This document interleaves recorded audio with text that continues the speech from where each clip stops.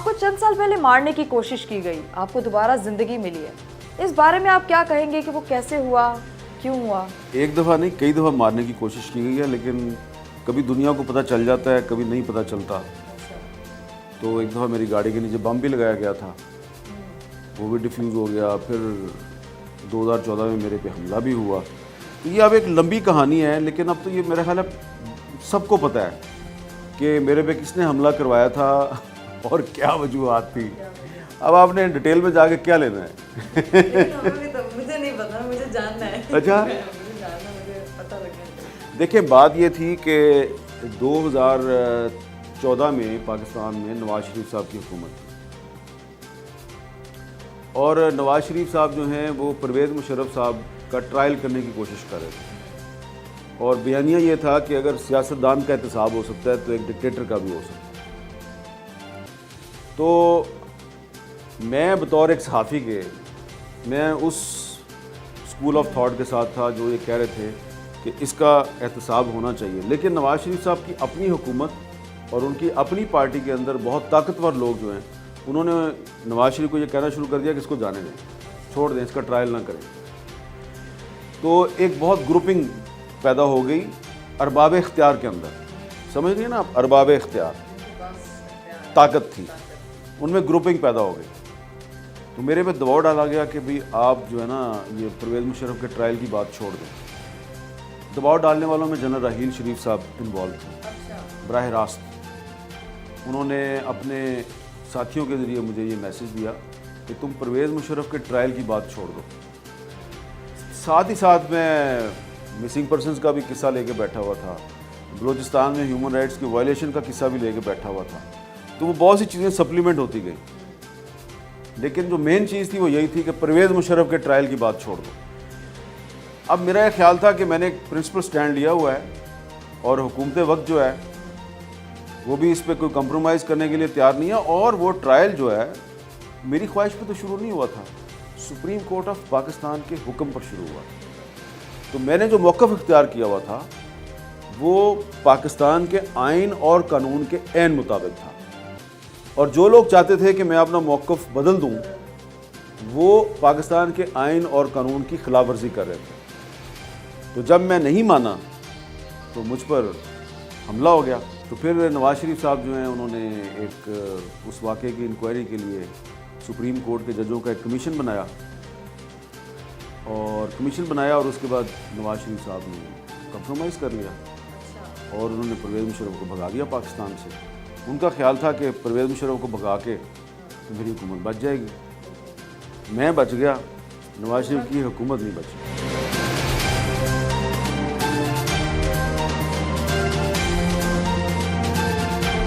اچھا میر صاحب، آپ پر ہونے والے حملے کی تحقیقات پر سپریم کورٹ میں ایک کمیشن بنا، اس کی رپورٹ کا کیا بنا؟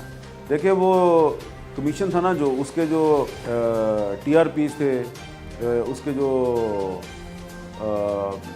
کیا کہتے ہیں وہ terms of reference T O Rs تھے. میرے جو حملے پہ جو کمیشن بنا تھا اس کے جو ٹی او آرز تھے اس میں یہ لکھا گیا تھا کہ یہ 3 سے 4 ہفتے میں اپنی رپورٹ سامنے لے کے آئے گا.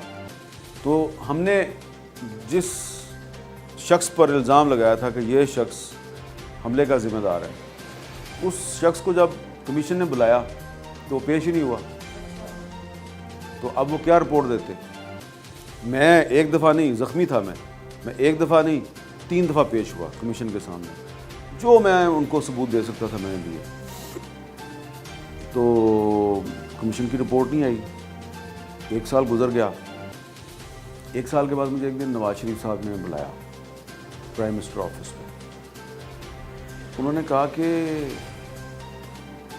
وہ میر صاحب وہ تواڈے تے حملہ ہویا سی تو کمیشن بنیا سی، وہ دی رپورٹ کتنے وے؟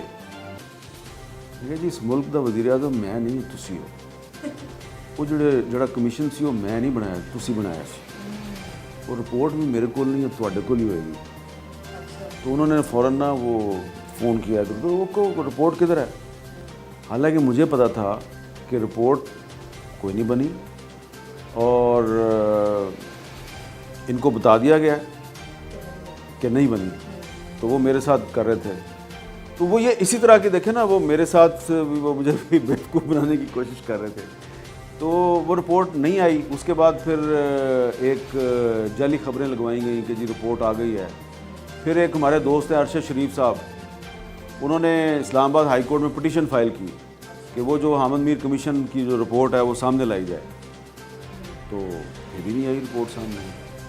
تو مجھے پتہ ہے چلا کہ ایک رپورٹ بنائی گئی، ایک کنکاکٹڈ قسم کی رپورٹ بنائی گئی ہے، لیکن وہ رپورٹ جو اگر وہ سامنے لے کے آئیں گے تو اس رپورٹ میں بہت سے سوالات پیدا ہوتے ہیں، اس لیے کوئی رپورٹ نہیں.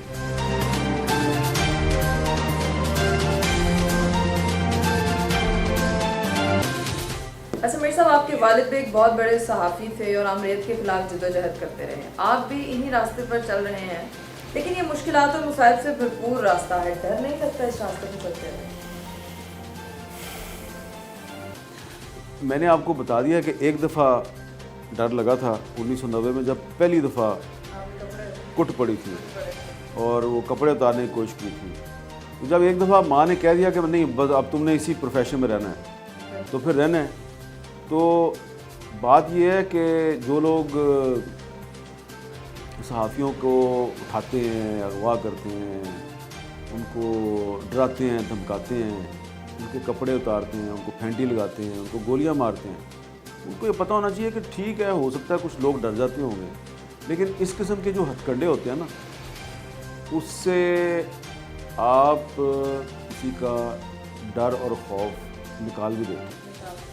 تو جب کسی بندے کو ایک دفعہ اللہ جو ہے وہ نئی زندگی دے دے نا، پھر وہ موت کا خوف ختم ہو جاتا ہے. تو اب میرے جو ہے نا وہ اللہ کے سوا میں ڈرتا کسی سے نہیں، موت کا خوف ختم ہو گیا ہوا ہے. ہاں کبھی کبھی سفر میں آہستہ اور تیز ہو جاتے ہیں، کیونکہ ہمارے ساتھ جو لوگ سفر میں شامل ہیں، جو ہمارے ہم سفر ہیں، وہ کہتے ہیں یار یہاں پہ آہستہ ہو جاؤ، ادھر کیچڑ زیادہ ہے، ادھر پھسلن زیادہ ہے، اگر تم تیز چلو گے تو گر جاؤ گے، پھسل جاؤ گے. تو آہستہ ہو سکتے ہیں ہم، لیکن سفر جاری رہے گا. یہ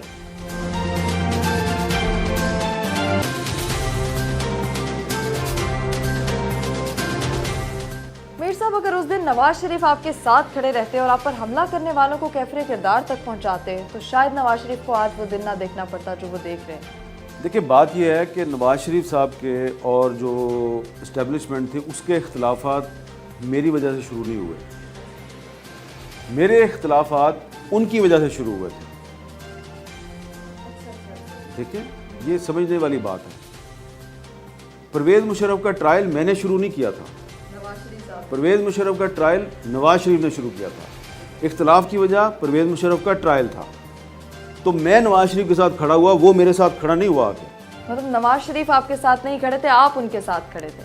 یہ سمجھنے کی بات ہے، کیونکہ مسلم لیگ نون کے کچھ لوگ یہ کہتے ہیں کہ ساڈے میاں صاحب جڑے نے وہ اس واسطے مصیبت چ پھس گئے کہ وہ تواڈے نال جا کے کھلو گئے سن. آپ کی بڑی مہربانی کہ مجھے گولیاں لگیں تو آپ میرے پاس آئے، لیکن ایکچولی آپ میرے پاس نہیں آئے، آپ میرے ساتھ نہیں کھڑے ہوئے، میں آپ کے ساتھ کھڑا ہوا تھا. کیونکہ پرویز مشرف کا ٹرائل آپ نے شروع کیا تھا، میں نے شروع نہیں کیا تھا، اور میں آپ کے ساتھ اس لیے گیا تھا کہ آپ سپریم کورٹ کے فیصلے کو امپلیمنٹ کر رہے تھے. اب سنیں ہوا کیا، نواز شریف صاحب جب جیل میں جب ہسپتال میں مجھے ملنے آئے تو وہ کہتے ہیں وہ سنیں آپ کی ٹانگوں پہ گولیاں لگ گئی. میں نے کہا جی ٹانگ پہ بھی لگی ہیں، کندھے پہ بھی لگی ہے، پیٹ میں بھی لگی ہے.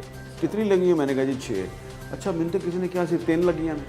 اب ان کا اتنا غیر سنجیدہ رویہ تھا وہاں پر. اور جب وہ وہاں سے واپس گئے، نکل رہے تھے، تو ان کے ساتھ جو وزیر تھے ان میں سے ایک وزیر واپس آیا اور اس نے آگے میرے کان میں کہا کہ برا نہ منانا، ہم واپس جا کے آپ کے خلاف پیمرا میں غداری کا ریفرنس دائر کریں. اچھا جی. تو جب نواز شریف صاحب میرے پاس آئے تھے تو اس وقت تک یہ فیصلہ کر چکے تھے کہ یہ صرف ایک دکھاوا ہے. واپس جا کے انہوں نے پیمرا میں میرے خلاف غداری کا ریفرنس دائر کرنا تھا. مجھے نہیں پتا کہ یہ وہ کیوں کر رہے تھے. ریفرنس دائر ہوا اور جیو کو بند کیا گیا. یہ کس کے دور میں ہوا؟ نواز شریف کے دور میں ہوا. تو جب آپ مجھے یہ تانا مارتے ہیں کہ او خو جی ہم تو آپ کو گولیاں لگی تو آپ کے ساتھ آ کے کھڑے ہوئے تھے، تو اگر آپ آ کے میرے ساتھ کھڑے ہوئے تھے تو پھر واپس جا کے آپ نے غداری کا ریفرنس کیوں دائر کیا؟ لیکن میں اس بحث میں نہیں پڑا، میں اس چکر میں نہیں پڑا، مجھے پتہ ہے ان کی مجبوریاں ہوں گی۔ جب پاناما سکینڈل کے بعد ان کے خلاف عمران خان نے جب کمپین شروع کی اور مئی 2016 میں وہ لندن کے ہسپتال میں اپنا بائی پاس کرا کے پڑے ہوئے تھے اور ان کی اپنی پارٹی کے لوگ ان کو کہہ رہے تھے کہ اب تم استعفیٰ دے دو اور پاکستان واپس نہ آؤ، چیلنج کر کے میں کہہ رہا ہوں آپ کو کہ نواز شریف کو ان کی اپنی پارٹی کے لوگوں نے یہ کہا کہ اب آپ پاکستان واپس نہ جائیں اور استعفیٰ دے دیں، اور یہ بھی کہہ رہے تھے اس کو کہ رحیل شریف کو ایکسٹینشن دے دو۔ تو اب نواز شریف صاحب ابھی تک زندہ ہیں، اللہ تعالیٰ ان کو صحت دے، غلطیاں انہوں نے کی ہیں، ٹھیک ہے، بھگت بھی رہے ہیں، لیکن وہ اس حقیقت سے انکار نہیں کر سکتے کہ میں پھر لندن میں ہسپتال میں جا کے ان کو ملا۔ میں نے ان کو وہاں جا کے کہا کہ آپ مجھے ہسپتال میں ملنے آئے تھے کراچی، میں آپ کو ہسپتال میں ملنے آیا ہوں لندن، میں آپ کو یہ کہہ رہا ہوں کہ رحیل شریف کو ایکسٹینشن نہیں دینی اور پاکستان واپس جائیں اور وزیر اعظم کے طور پہ اپنی ذمہ داریاں ادا کریں۔ واپس آئے وہ لوگ، یہاں میڈیا میں کہہ رہے تھے نہیں اب واپس نہیں آئے گا، بھاگ گیا ہے، استعفیٰ دے دے گا، واپس آئے اور انہوں نے اپنی ذمہ داریاں ادا کی، ٹھیک ہے، بالکل۔ بعد میں ان کو سپریم کورٹ نے ڈسکوالیفائی کیا۔ تو یہ میں نے ایک آپ کے سوال کا جواب یہ دیا ہے، مختصر یہ ہے کہ نواز شریف صاحب میرے ساتھ آگے نہیں کھڑے ہوئے، میں ان کے ساتھ کھڑا ہوا تھا، کیونکہ مشرف کا ٹرائل انہوں نے شروع کیا تھا، میں نے شروع نہیں کیا تھا۔ بعد میں جب وہ ہسپتال میں مجھے ملنے آئے، واپس جا کے انہوں نے میرے پہ غداری کا ریفرنس دائر کیا۔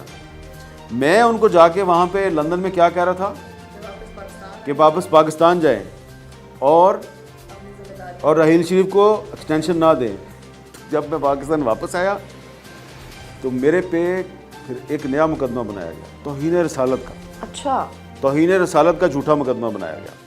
خیر میں اس میں سے نکل گیا۔ تو میں آپ کو بتانا چاہ رہا ہوں کہ ٹھیک ہے، ہم سیاستدان اور صحافی ہم پاکستان میں آئین اور قانون کی بالادستی کے لیے ایک دوسرے کے ساتھ کھڑے ہوتے رہتے ہیں، لیکن یہ بات میں کلیریفائی کرنا چاہتا ہوں کہ میں نواز شریف کے ساتھ نہیں کھڑا ہو رہا تھا، میں آئین اور قانون کے ساتھ کھڑا تھا، کیونکہ وہ اگر ٹرائل کر رہا تھا پرویز مشرف کا تو میری تو مشرف کے ساتھ کوئی ذاتی لڑائی نہیں تھی۔ بالکل، میرا یہ خیال تھا کہ یہ آئین اور قانون کی بالادستی کا تقاضا ہے کہ مشرف کا ٹرائل بھی ہونا چاہیے، اور نواز شریف صاحب نے مشرف کو بھگایا کہ ان کی حکومت بچ جائے، لیکن وہ نہیں۔